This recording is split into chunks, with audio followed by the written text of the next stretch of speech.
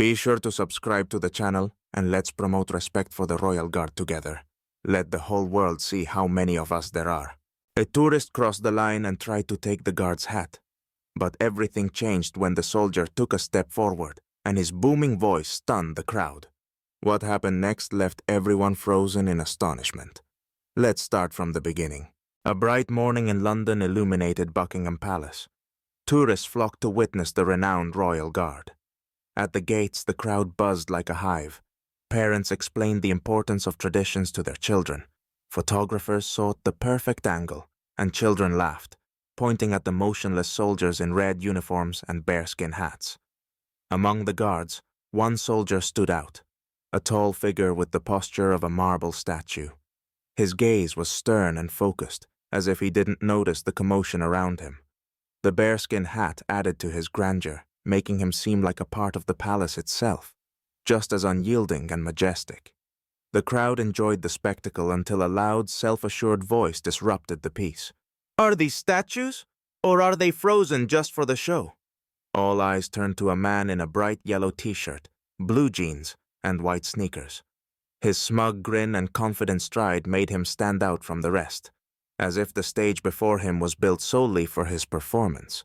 He pushed his way through the crowd toward the white line, the invisible boundary separating the guards from the spectators. "Let's find out," he smirked, glancing at the onlookers. "Are those hats even real? Maybe the fur's fake?" The crowd chuckled, but more out of awkwardness. A parent whispered quietly, "He's definitely crossing the line." The guard stood motionless, his gaze fixed and steady. But the tension in the air was growing. The man seemed to revel in the attention, playing the hero of his own little drama. "Why so silent?" he said, leaning in slightly closer to the soldier. "Did the Queen forbid you from moving?" Taking a step forward, he crossed the white line and reached out toward the guard's hat. Gasps rippled through the crowd, and someone exclaimed, "Is he serious?" But the man only smirked, turned to the spectators, and declared, "Let's see how tough he really is." At that moment, the atmosphere in the square shifted. Laughter faded, and the onlookers froze, eager to see how this bold act would play out. The tourist glanced around one last time, grinned smugly, and slowly reached his hand toward the guard's hat, as if testing the limits of his patience. The man boldly stepped over the white line. Gasps and murmurs spread through the crowd like ripples in water. People began pulling out their phones, turning on their cameras as if sensing that something significant was about to happen. "What audacity!" a woman whispered, holding her young son's hand. "He's not going to stop," replied the man next to her, his eyes fixed on the tourist. The tourist's bright yellow t-shirt stood out like a beacon in the crowd, as did his smug grin. He approached the guard so closely that only a few inches separated them. His movements were brazen, his posture radiating absolute confidence that he could act without consequences. "So, buddy," he said with a broad smile, "let me take a closer look at that hat. Real fur, huh? Or is it just for show?" He extended his hand and lightly touched the edge of the bearskin hat. At that moment, the crowd grew so quiet that the rustling of nearby trees in the wind could be heard. The guard didn't flinch, but his gaze, cold as an Arctic wind, seemed to pierce right through the tourist. The onlookers held their breath, their eyes glued to the scene, trying to guess what would happen next. The man, pleased with his bravery, continued his act. He grinned, like a child who had just come up with a mischievous prank. "Wow, it's so heavy," he said with mock surprise, pretending to lift the hat. "Aren't you hot wearing this, buddy?" The voices of disapproval in the crowd grew louder. "What is he doing? That's completely unacceptable." "Get him out of here. This is the Royal Guard, not a sideshow." But the man seemed oblivious to the outcries. He slapped the guard on the shoulder and, laughing loudly, declared, "You're definitely a mannequin. Didn't even flinch." That gesture became the tipping point. The crowd, which had initially chuckled hesitantly, now showed clear signs of irritation. Parents began ushering their children away so they wouldn't witness such blatant disrespect. People discussed the situation with growing indignation, while cameras continued to record every moment. The man, on the other hand, was thoroughly pleased with his performance.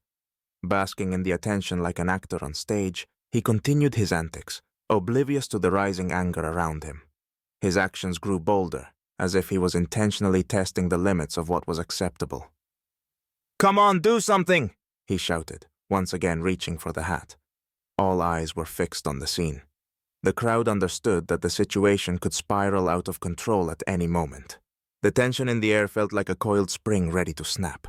The silence that hung in the air was palpable, as tense as a taut string.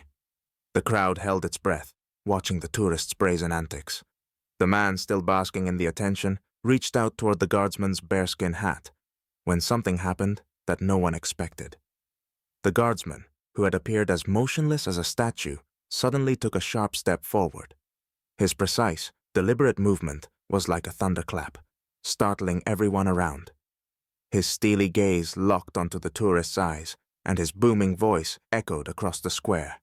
"Sir, you have crossed the permitted boundary! Step back immediately!" The power of his words crashed down on the man like a wave. In an instant, the tourist's smug grin vanished, replaced by a look of stunned disbelief.